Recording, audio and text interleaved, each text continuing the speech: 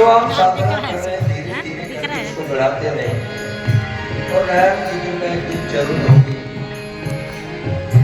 अगर उनसे मिलने की तमन्ना हो दिल में, अगर उनसे मिलने की तमन्ना हो दिल में, प्रभु से मिलने की तमन्ना सिर्फ हृदय में होनी चाहिए तो नारायण जरूर मिलेंगे।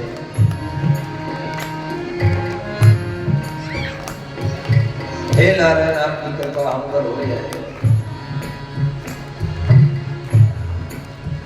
तो हे वेद व्यास जी आप ठाकुर जी का भजन कीर्तन करते रहे उसकी कृपा जरूर होगी एक दिन। और वेद व्यास भगवान अपने सम्यक प्रास आश्रम में जाकर के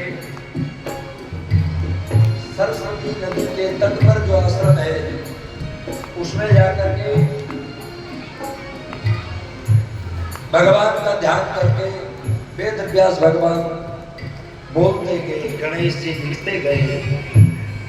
18,000 श्लोकों की संगीता श्रीमद् भागवत महापुराण में लिख करके तैयार कर दी। महाराज भगवान की विशेष कृपा है तब उसकी करुणामय दृष्टि हम पर होती है तो स्वयं अंदर से बैठ करके बोलते हैं।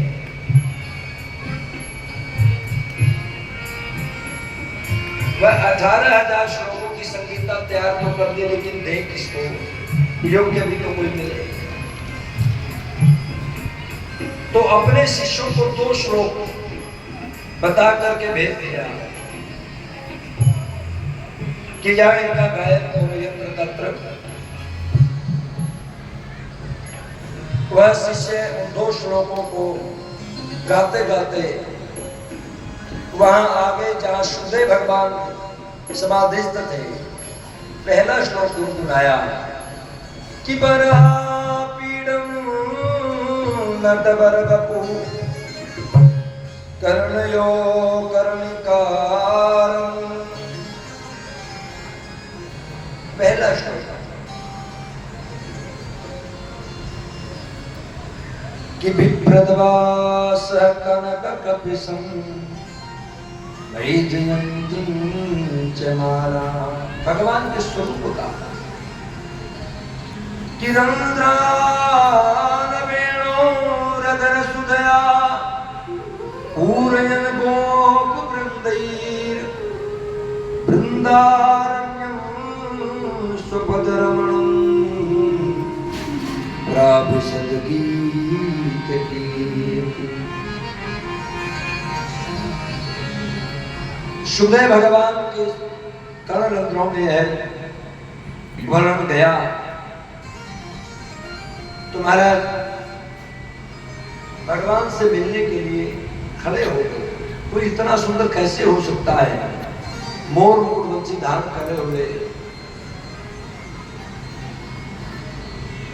खड़े हुए जैसे फिर मन में आया कि मैं सुंदर तो है लेकिन सुंदरता पे अभिमान हुआ तो स्वभाव जाने कैसा होगा। इतनी ही देर में दूसरा श्लोक बना दिया। अहो बकीयं स्तनकालकूटं अहो बकीयं स्तनकालकूटं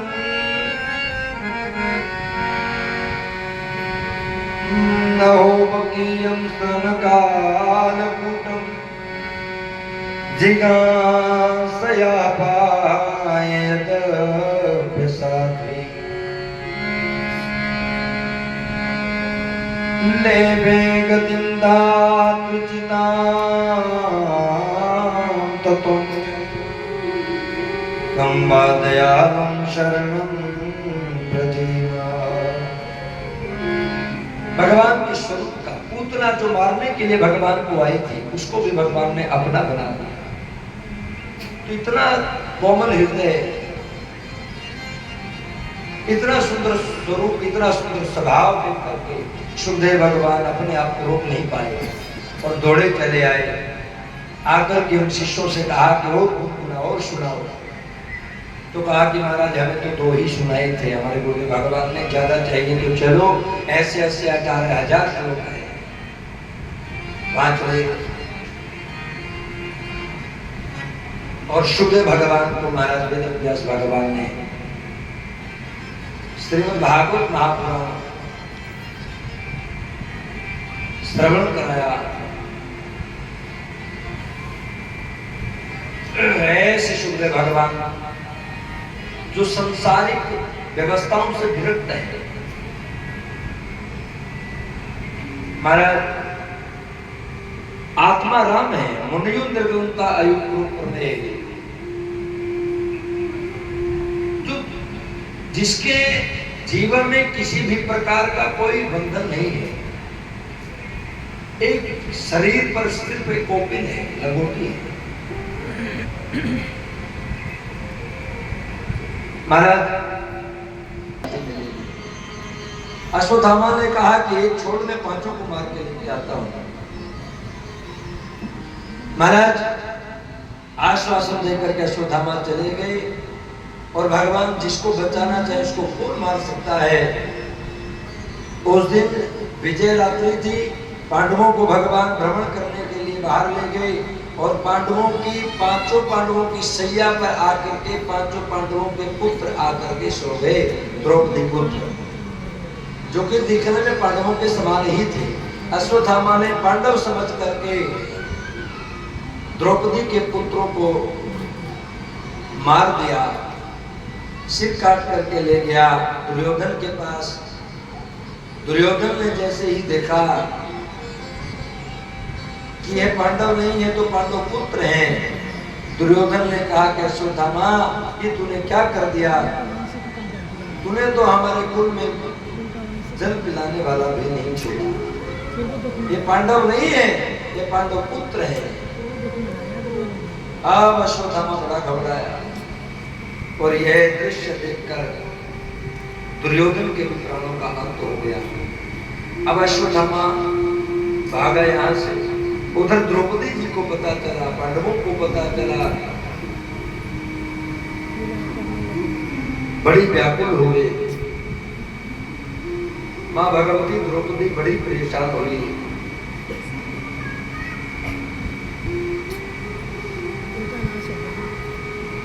रोने लगी। माता शिशूनां निधनं सुतानां निशम्य घोरं परितप्यमाना तदा रुदत्पास्मकला कुलाक्षी ताम्सां मयन्ना किरीटमाली। अर्जुन ने देखा और कहा कि देवी जिसने तेरे पुत्रों का वध किया है मैं उसको छोड़ूंगा नहीं, उसको मृत्यु दंड दूंगा।